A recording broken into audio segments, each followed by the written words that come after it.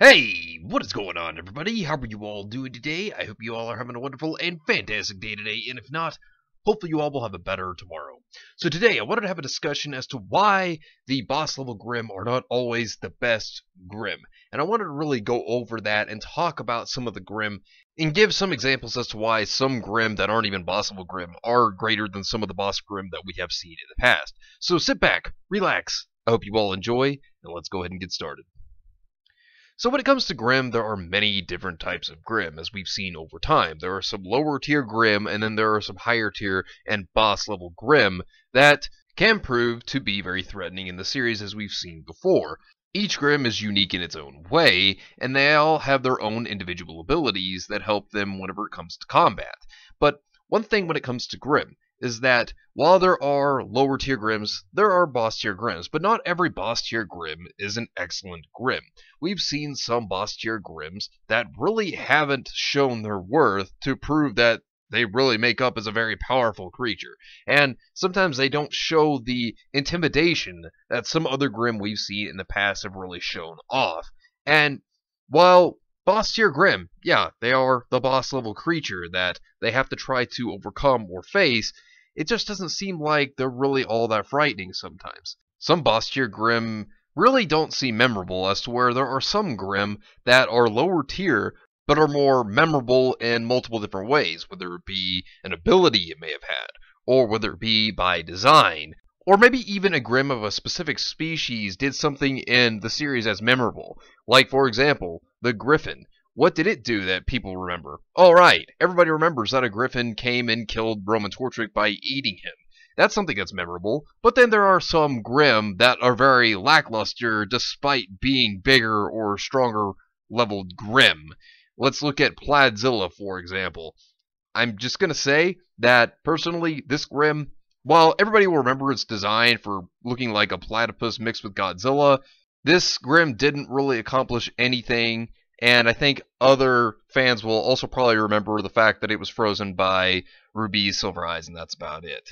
So, let's look at some other examples of some Grimm. Now, a boss tier Grimm that actually was good, I think, was the Wyvern. I think the Grimm Wyvern was very great in its own way because, for one, it was a giant dragon and has a great design, but putting its design aside, this Grimm is actually very useful in the Fall of Beacon. If you think about it, this Grimm, while it is a boss level Grimm, what made it so good was the fact that it was able to also be utility within the Fall of Beacon. Now, what I mean by utility was, this Grimm was able to spew out some ooze, some of the Grimm pool that gave birth to other smaller Grimm that aided in numbers, and numbers was one thing that Cinder really did need to try to help make the Fall of Beacon happen, and by having more Grimm through this Wyvern itself really did benefit her. And that's one reason why this Grimm can be remembered, is that it actually was utility, and it actually seemed like it had a good purpose to it. Now, if you also think about the Seer Grimm, for example, it's not even a boss level Grimm, but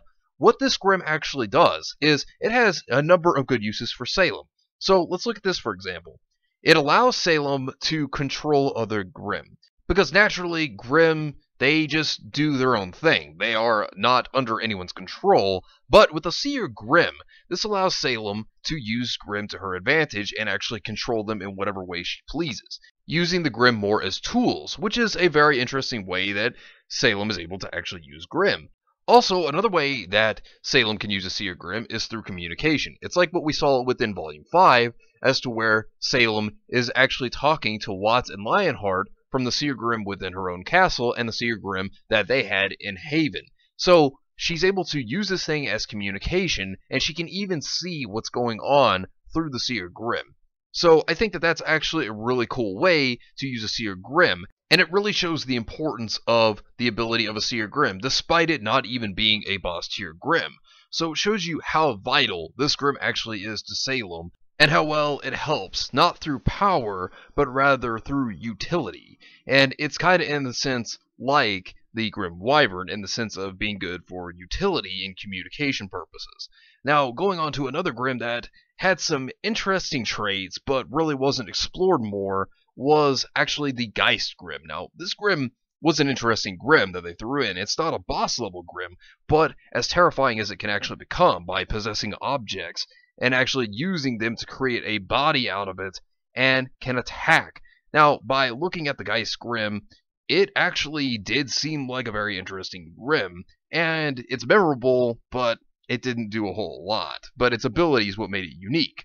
Now, one of the best Grimm, I think, which was a very powerful one, was the Nuka-Lave. Now, besides the Grim Wyvern, this was also another boss tier Grimm that I think was used in a brilliant manner. Now, when it comes to this Grimm, the Nuka-Lave, unlike the Grim Wyvern, it was not more a utility Grimm as much as it was more power-based and based off intimidation. If you look at its design alone, it brought fear. And that was the one thing that was really great about it. If you look at Lyrin's character, he was haunted by this creature, by destroying Kuroyuri, for example, and it held that over his head, as well as the death of his own family. He was haunted and tormented by this very thing, and finally had to come to face this thing, come to terms with it, and take it down. But looking at it, this Grimm was able to stretch its arms and attack with such good speed. This was another great boss Grimm, I do believe, and not only was it great in the areas of power as well as fear, and putting the traumatization into Lyrin's mind of what it did when he was a child, but it did give us a look at what a fused Grimm can do, because this Grimm is actually the combination of two Grimm. And for a boss tier Grimm, I think it's one of the better ones as well, but another Grimm that we're going to look at that's not a boss tier Grimm that I think was actually the best Grimm that they've ever had was the Apathy. The Apathy will probably forever be remembered as one of the best Grimm due to not only its fearsome design, because I had heard from so many of you that this actually was a scary Grimm to some of you. Some of you were actually frightened by just its design alone, not even its own power, but at the same time, the Apathy's power to drain one's will. Now, take a note, this is a very powerful ability, especially for a Grimm that's not even a boss tier Grimm.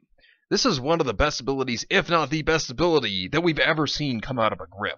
I mean, it drains your will until you die, as with Brunswick Farms and what happened to the families. They all died because the Apathy, the whole herd of them, just drained them enough till they just lost the will to live. That is an excellent ability. That is superb.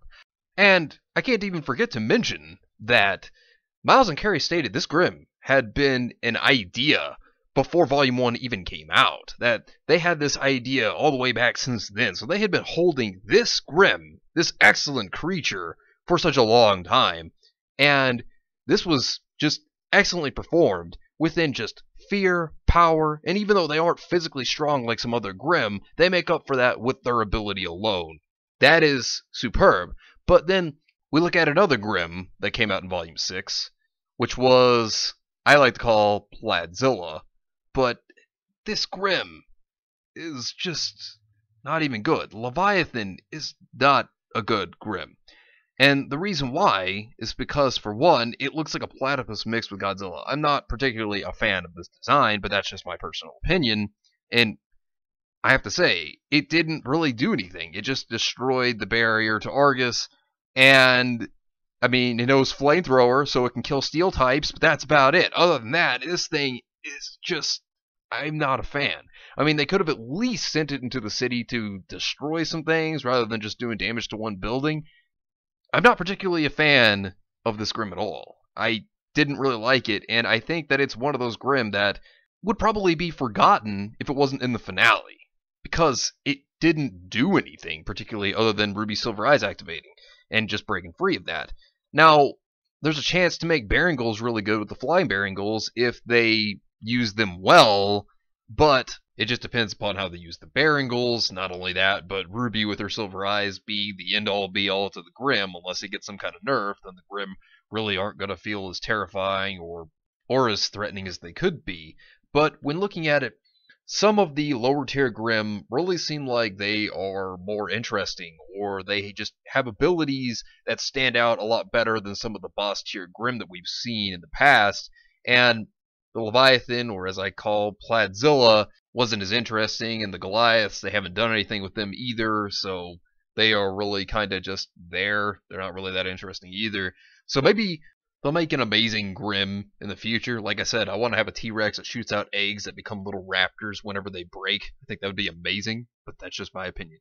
But anyways, I'll be back again on Tuesday. Let me know what you think down below. Do you agree? Do you disagree? Let me know in the comments down below. But anyways, thank you all for watching. I hope you all enjoyed. And if you did enjoy, hit the video with a like. Subscribe if you want to see more content like this. Share this with your friends if you found this informative or useful. And follow me on Discord. Link is in the description down below. But anyways, I hope you all have yourselves a wonderful and fantastic day today. And remember, if today was not a good day, tomorrow could always be better. Take care of yourselves and everyone around you. And have yourselves a good one out there, everybody.